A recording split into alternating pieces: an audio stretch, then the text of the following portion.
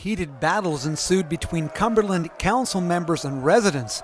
Barrie was fighting mad. They wanted a railway. And they argued that they had been mistreated.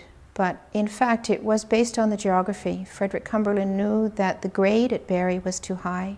If you were to build a railway into the town and then go west, it would be very expensive.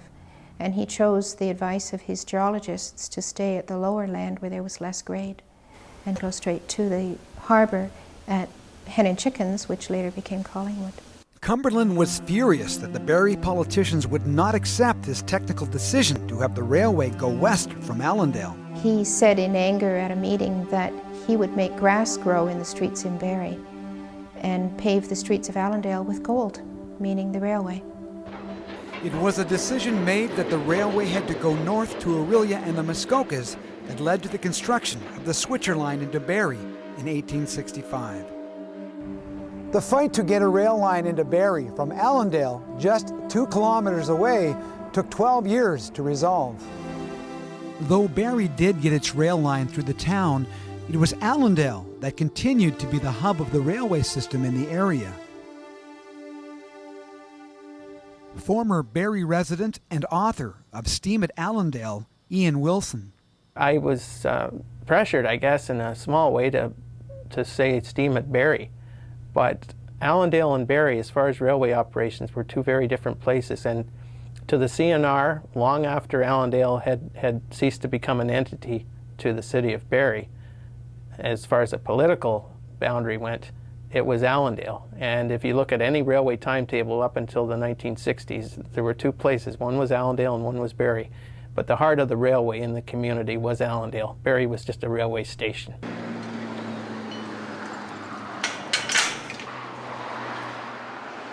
Virtually every business and person that lived in Allendale served the railroad in one way or another.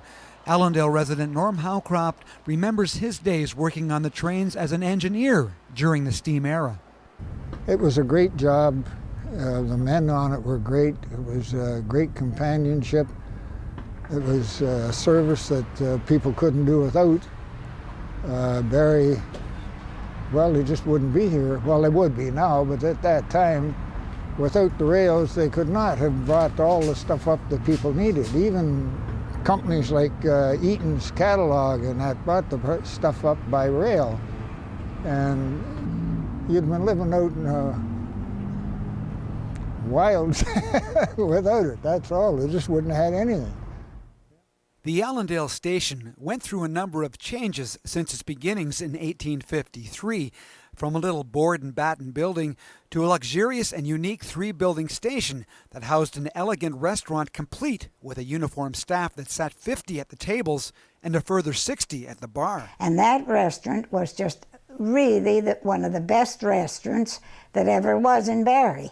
It was noted, in those days there were a lot of travelers, you know, traveling by train, and they always said that was the finest place you could get a meal. Right around the Allendale station itself, in the summer they had a beach which the railway maintained. They had beautiful grounds. In fact, in some of the pictures I've gotten of the railway station from the 40s and 50s, you can see the fellows cutting the grass and maintaining the gardens. And not only that, but people came down to the station just to watch the trains come in. And the whole community came down. The newspapers, the mail, the express, everything came off the trains. So train time was an event every day, 7 days a week. Except for a brief interruption as a result of the Depression, the Allendale station remained vibrant and busy. Things changed in the 1950s. The yard ceased to function as a divisional point. Staff were moved to Capriel and architectural changes were made. The 2-story observation tower was removed, roof line simplified, the restaurant was turned into a soda bar, and its high ceiling covered over. It was during this period as well that Highway 400 opened. Once the Highway 400 was built, it really made a big change in transportation. I don't know that the rail service is still important, but the trucks have taken over and the buses have taken over, and there is a reason for the railway to exist, but I can't see it really coming back. Just a shadow of its former self, it looks like the old Allendale station may live again. It is the proposed site of a broadcasting complex. And for railway men like Norm Howcroft, bringing a piece of train history back to life is a good thing.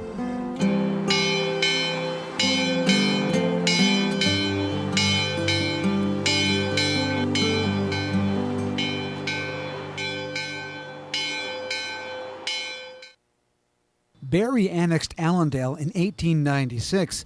Though the economic competition was settled over a century ago, the rivalry remained. In fact, to this day, there are certain people who will take a crack at Allendale. There are people who grew up in Allendale.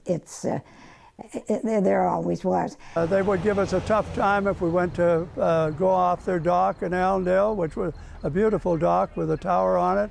And we would give them a tough time if they'd been giving us a tough time if they wanted to go at the shoal. It was more or less our territory and their territory. Back in his childhood, Alf Harris wasn't really part of any territory. He did belong to the halfway gang, based on the old borders of Barrie and Allendale, which no one could agree on. If you were a member of the halfway gang, you were of both communities, but equally of neither. There was Allendale in the old days, which came into Barrie in the late 1800s, and there was Barrie. So kind of we were considered halfway. It was just one of those things. The name just kind of came in automatically. Across the road from the old Allendale station is now the South Shore Community Centre, once the old Master Mechanics building for the railway. But unknown to very few, just 100 or 200 meters from here lie the remains of another important player in Barrie's transportation history, the wreck of the J.C. Morrison. One summer's night in August of 1858, the 150-foot pleasure steamer, the J.C. Morrison, caught fire at the government dock. To protect the harbor, the ship was cut loose, and still burning, she grounded in shallow waters offshore of what is now Centennial Park. She's still there today, about 30 to 40 feet below the surface, accessible only by experienced and respectful divers.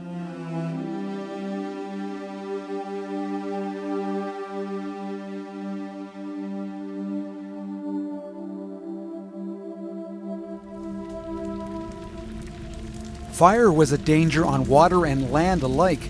The J.C. Morrison, the first Allendale train station, Robert Simpson's breweries, and in 1942, Tamblin's drugstore located at the 5 Points in Barrie all fell victim to flames.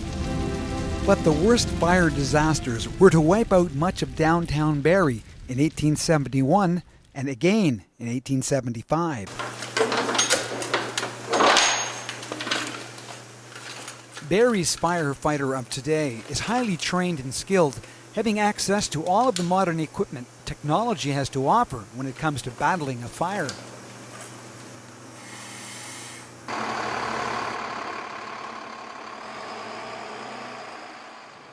Quite different was the case back in 1844 when the Barrie Fire Department began, volunteers only with no equipment and no fire hall. The town council agreed to let the firemen build a lean-to shed adjacent to the Barrie Town Hall, which eventually became Barrie City Hall. Of course, there was no heat. They had to store the hoses in the basement where there was heat, and the pumper was in the shed, and it couldn't be kept filled with water because it too would freeze. So it was a very complicated affair to get to a fire. The first fire hall was eventually built in 1863, right here at the southwest corner of Collier and Mulcaster Street, but it burned to the ground in 1865. A few years later, a second fire hall is built again on the same location. A complex communication system today, not so back then. Fire department personnel were required to live in close proximity of the fire hall so that when there was a fire, they would be within earshot of the bell. That is, when the department finally did get a bell. Strangely enough, council wouldn't approve purchase of a bell, so someone in the volunteer group, they went down to Toronto and they purchased a used bell from a brewery and installed it in the tower. Now same bell is now sitting on the front lawn of Station 1 at 65 Vesper Street. Barrie became known as the most combustible town in Canada during the 1870s because of the downtown fire in 1871 and the Great Fire of 1875. There were so many fires in the town at that time that the insurance underwriters came to talk to council and said if they don't improve the fire protection system, they would refuse to underwrite any more policies for the town of Barrie. Unpredictable and unlucky describes the Barrie Fire Department's efforts to douse the flames during the Great Fire of 1875. Not having any hydrants, they had to draft water from the bay. So they had to run the suction hoses from the pump over the railroad tracks and down into the water. And suddenly the morning train from Orillia came sliding up. Well, the railroad has the right of way. So the firefighters had to disconnect all the suction hoses, let the train pass through, and then reconnect everything when the train went by. Meanwhile, the buildings were burning merrily away. Barrie did improve to the satisfaction of the insurance underwriters as new equipment was purchased and fire code upgrades that required buildings be constructed with brick and masonry came into being. Easy call. Yeah. Down at Lake Street. Yeah, we actually got down there And these men that we have today in Barrie, we're very lucky because we have an excellent department, well-trained and zealous. They know what they're doing and they're fully dependable.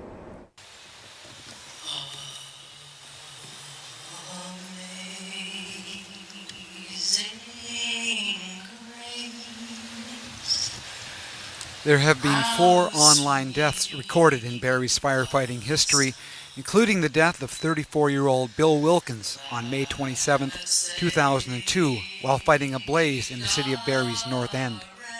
We hope that that's the end, but compared to other departments, the fatality rate is extremely low. We're very lucky that way.